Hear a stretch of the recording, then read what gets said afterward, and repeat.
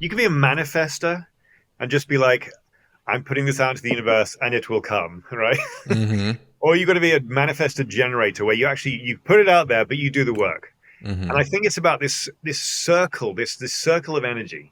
So you've got to push, push, push, and do all the work, do all the work. But at some point, that's just pushing outwards, and you got to get the energy coming back in. And the only way to do that is to invest in other people, invest in karma, whatever you want to call it. Mm-hmm. Um, it's that thing of like whenever,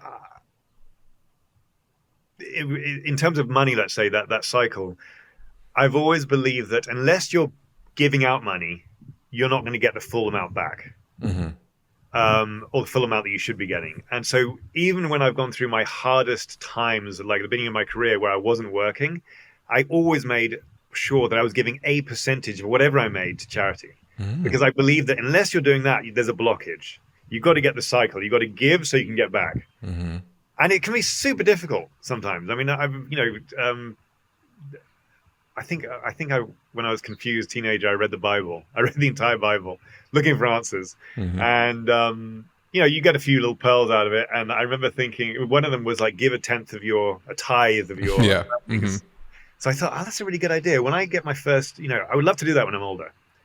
And I remember when I got my first paycheck, my first big job, I was in London, and I was like, oh my God, I got this check. This is amazing. I paid my rent. I paid off my debts. Da, da, da. And I had this left over. And I thought, I'm going to go and find a charity. And I literally walked out the door in West London. And the first person that came up to me on the street was one of those people shaking a can, Mm-hmm. sort of saying, hey, have you heard about this charity? And it was this charity called Concern Worldwide.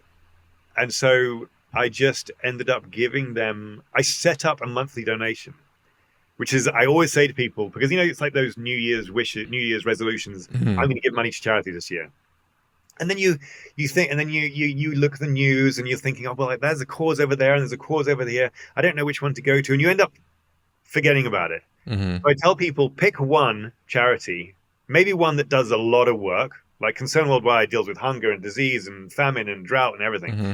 earthquakes, and set it and forget it. Just say whatever it is, $2 a month, $1,000 a month, whatever you can afford, and forget about it. Because then you just don't even have to worry about it. Mm-hmm. But that energy is going out, Mm-hmm. and it feels right.